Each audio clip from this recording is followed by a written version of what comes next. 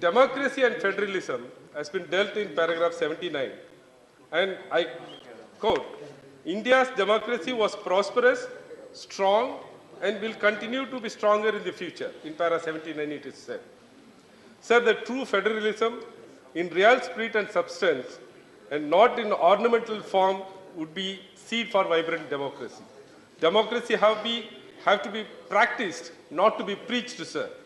Where all democracy has been violated, I can quote, Union shall not attempt centralization and should envisage decentralization by permitting the states to exercise powers of legislation and executive.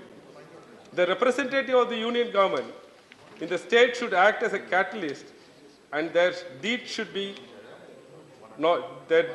not be against the legislative democracy of the state. Delegation of power to state should be real, and colorable intervention by the Union would be destructive of the constitutional mandate of federalism. However, states' contribution to the development in various fields should be recognized and appreciated by the Union for the sustained cooperation and federalism between the Union and states.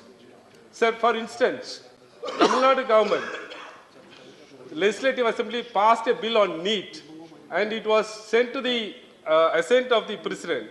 But for the best reasons known to them, the bill is kept in the cold storage for a long time. That bill has not been approved, and various reasons are given by the Union in not approving the bill.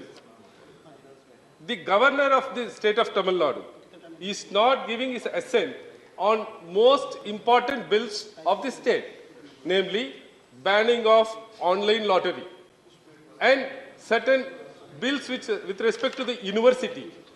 The assent neither denied nor returned, the bills are neither assented to or nor returned to the Legislative Assembly, kept in the cold storage. This is not only happening in Tamil Nadu, sir. This is happening in Telangana, this is happening in Kerala. How then you talk about democracy and federalism? You have to practice democracy, not only preach the words. Sir, the judiciary is concerned. Fair and independent judiciary is the hallmark of the civilized society. And it's common knowledge that the law declared by the Honorable Supreme Court is the law of the land under Article 141 of the Constitution. Sir, Article 50 is given a complete go-by, and we are in the recent past hearing the highly placed executives are making certain remarks against the collegium system and the basic structure propounded by the Supreme Court. In fact, the basic structure is not propounded by the Supreme Court in Kesavananda Bharati. The basic structure is inbuilt in the Constitution. And making some observations about the judgments of the Supreme Court, we have to respect the judiciary, and that is not being done. Article 50 is being violated. That separation of power is being completely violated by this government. And sir, the collegium is concerned. Twice we passed the NJAC bill, and it was struck down by the Supreme Court by a recent judgment. If you have any objection to those judgments, you have to pass a new bill which can be acceptable by the Supreme Court. But making comments on the collegium system is not good for the democracy. And we are also saying that there is cherry picking in the appointment of judges. Collegium is recommending few names, and Union government is cherry picking few names and passing the orders and keeping the other names under the cold storage without assigning any reason and without any authority to do that. This is very unacceptable in the democracy, sir. This have to be replied by the government. Sir, one more affront to the democracy is all these schemes by the Union government are named in Hindi. We are not able to understand the name or the intention behind the schemes. With all this, I say the Union government is not practicing the democracy. They are not governing with the democracy. As far as the corruption is concerned, at paragraph 9, it is said by the presidential address that an effective system has also been put in place to end practice of favoritism and corruption in the government machinery. Sir, you know, the people of India know that in 2018, this government has almost neutralized the corruption law. There are few provisions which were in vogue in 1988 Act. You have removed them and decriminalized most of the acts of the corruption. And naturally, corruption will come down, sir.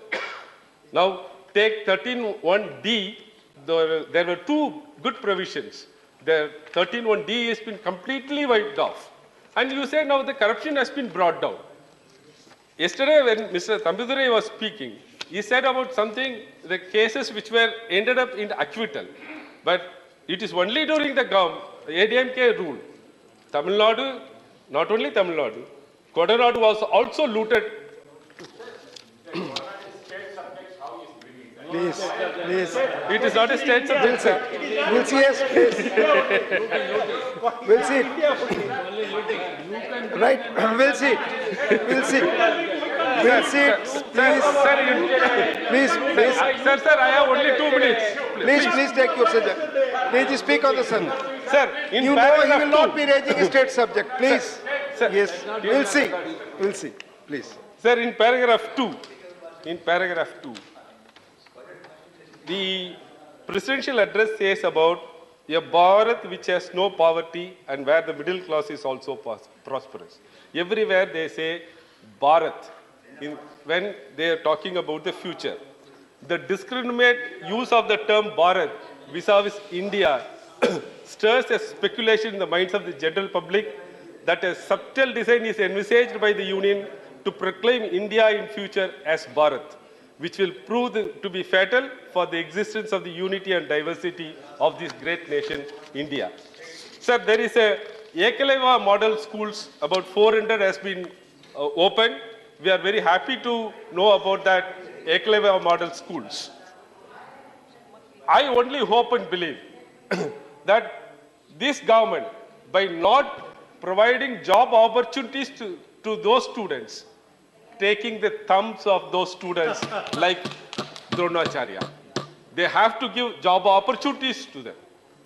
Sir, while coming to the women empowerment, today in Tamil Nadu, our Honorable Chief Minister, Thiru Muthuvel Karunanidhi Stalin, is inaugurating the second phase of Pudumai Pen scheme, which is otherwise known as a modern girl or a revolutionary girl. Muvalo Ramamritam Ammayar Higher Education Assistance Scheme is being in vogue in Tamil Nadu. The government of Tamil Nadu has launched this scheme to enhance the enrollment ratio of girls from government schools to higher education institutions. Through this scheme, the financial assistance of 100,000 rupees per month will be provided to the girls till their completion of UG degree, diploma, ITA or any other recognized course. This incentive amount under this scheme will be dispersed directly into their students' account. This is called Dravidian model, which is better than any other model, sir. Such as socially progressive schemes have not been introduced by the Union for the better and prosperous life of the girl children. 1 more minute, sir.